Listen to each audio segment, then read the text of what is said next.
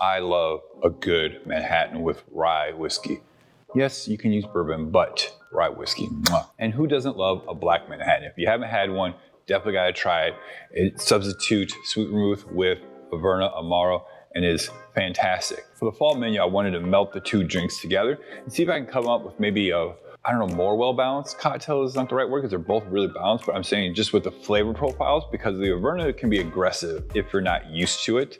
And sometimes a Manhattan can be a little too sweet or just not the right sweet vermouth is used. So today I got the Averna Avenue, what I think is a great fall cocktail because it makes you all warm and tingly. It's got some of those baking spices. It's perfect for fall. So now when I created this recipe, I did equal parts, 1 ounce of each, and it was okay, but the Rittenhouse rye kind of got lost in the mix. I wanted to bump it up just a little bit.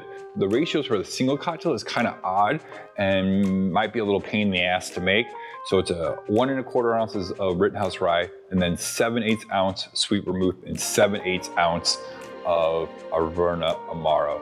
So that's kind of a bitch to make by itself because how easily can you measure out 7/8 of an ounce, right? With the help of Jeffrey Morgenthaler, he created a batch cocktail calculator. Just batchcalc.com, the link's in the description. It's fantastic. You just put in your ingredients in the single cocktail and then you can just multiply it by however many cocktails you want or what you want the total volume to be, and it tells you everything. So today we're gonna do 8 cocktails. That makes the math super, super easy. 10 ounces of Rittenhouse rye, then 7 ounces of each, the sweet vermouth and Averna Amaro. So let's get going. So we're gonna start off with our crude bottle. I love these. If you don't have them, you can use whatever old alcohol bottle you have, mason jar, whatever. Got our funnel. We're gonna start off with 8 dashes of Angostura bitters. Next, we're gonna do 16 dashes of Regan's orange bitters. Next, we're gonna do 7 ounces of Carpana Antica sweet vermouth. You can use whatever sweet vermouth you have. I just recommend this one. It's well balanced. It has the baking spices that I'm looking for, and it also pairs well with both the Averna and the Rittenhouse rye. Next, the Averna Amaro.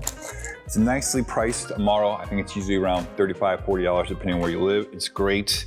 It's used in a lot of great cocktails, and you can just drink it by itself. So 7 ounces of this. And then old, reliable Rittenhouse rye.